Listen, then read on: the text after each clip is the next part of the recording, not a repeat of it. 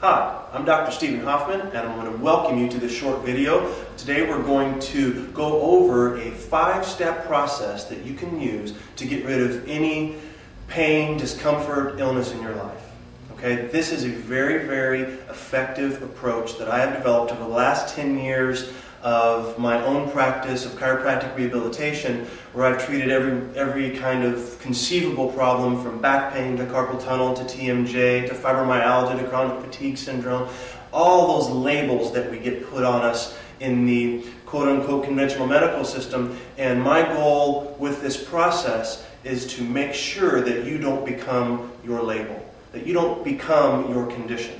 And you're going to understand through this process that it's the programming that your body has gone through over the last, however old you are, how many years, the programs, the habits that you've developed over these years are what determine and cause these problems that you're getting into now.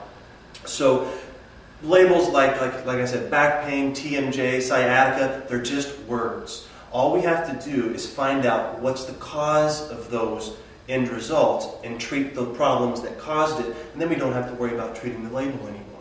So this system is designed specifically to do that. And there's 5 steps. The first step is approaching your mindset. You have to develop an active care mindset.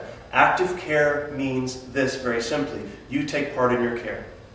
Versus the passive care mindset, which is what the conventional medical system is currently under, and that is, I have something done to me, or I take something from without, not something that comes from within. So the only true kind of healing it comes from within, through developing knowledge and empowerment of learning what not to do, or learning what to do to make sure we don't end up with the same chronic problems that can lead to worry, fear, disability, not being able to play with your grandkids like you want to, not being able to play the baseball game that you want to play, or being a peak performer, something that keeps you on the bench. You know, all those things in life that can reduce our quality of life. We need to do as much as we can to make you as productive as possible as a human being. So again, the first step is creating an active care mindset. You take responsibility for your own care. I'm a facilitator, not a healer. I'm a coach and a teacher basically, that's what I am, is a coach, a teacher, a facilitator, and a catalyst to your own self-care program. Okay? So that's the first step. The second step is going to be releasing blockages. Now, as a chiropractor, I've practiced chiropractic rehabilitation for the last 10 years.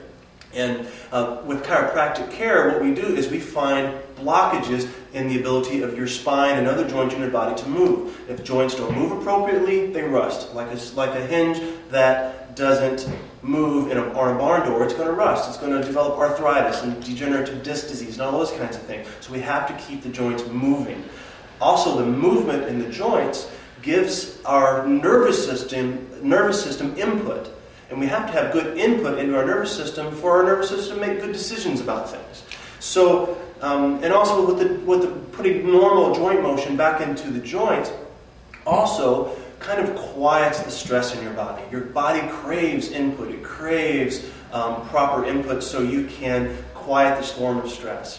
The other thing that releasing blockages in your joints does is it's been scientifically proven to block pain, relax tight muscles, and improve coordination to your brain. Those are the 3 main physiological benefits of the chiropractic adjustment. Now, I know I've said chiropractic, so a lot of people have their judgments about chiropractic. And what my goal with chiropractic is, my philosophy of chiropractic is that chiropractic treats the body as a whole. It has the philosophy that you can heal yourself when the blockages are removed. Your body has the innate intelligence to heal itself when the blockages are removed. So what are those blockages? They represent themselves as joint blockages. They represent themselves as blockages of thought. As I talked about the mindset, maybe your mindset is preventing you from getting better because you have this passive care mentality. And as long as you're getting things done to you, you'll never have lasting results. So you have to take an active care process. Blockages in nutrition is another one. All these things cause stress in our body, and stress does one thing, and it curls us forward and draws us into an aging posture. And it creates muscle imbalances, which brings me into the third piece of the puzzle. The third step is evaluating and eliminating muscle imbalances. But the muscle balances that occur in very predictive fashion, meaning when you're stressed, your body curls forward. If you can see from the side, if you're stressed, you go, ugh.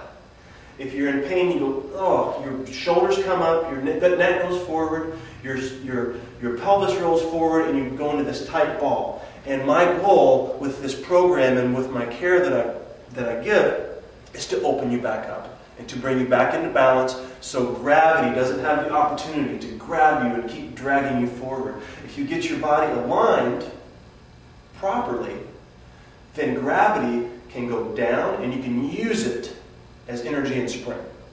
Okay? It's a law of physics. Equal and opposite reaction. If I have my 200 pounds of weight against the floor, I can use that 200 pounds for energy and spring if I know how. And that's the key. You have to learn how to do that. Otherwise, gravity attacks you and grabs you and drags you down versus giving you energy and spring. Okay? So identifying these muscle imbalances and releasing them is very important, also because it puts lots of load on your joints. For instance, if you have a shoulder if a muscle imbalance, for instance, an example of one would be where if I'm too tight in my shoulders. A lot of people complain of upper shoulder pain. If I'm too tight in my shoulders, every time I raise my arm up, I'm going to develop this bad movement pattern. I'm going to overuse the muscles that raise my arm up. And when I overuse those muscles, guess what muscles go to sleep? The muscles that put my shoulder blade down. Okay? So that's what I'm talking about with muscle balance. This is an imbalanced pattern of arm lifting. It's a movement pattern that has been disrupted.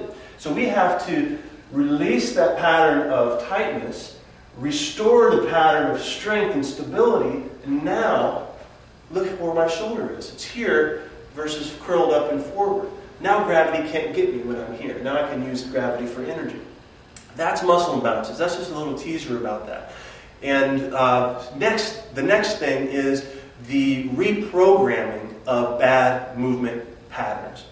If you can think of a motor program, so for instance, we use the arm lifting pattern again. If I raise my arm up, I'll do it more functionally. If I raise my arm up to maybe get a glass out of a cabinet, okay, we do that lots of times today. Or what if we're a painter? We have a movement pattern of raising our arm up. So if the pattern has been ingrained to be like this every time you lift your arm up, okay, you've developed a habit of raising your arm in a certain way. If we don't break that habit and teach you a new way of raising your arm, where your shoulders with good stability and your center of gravity is really low and stable, if we don't correct that, I can adjust your arm, I can adjust your neck, I can do releases on your muscles and do all these kinds of great things that provide temporary relief, but unless you reprogram the movement pattern, it's going to come back every time. And that is a very, very important point.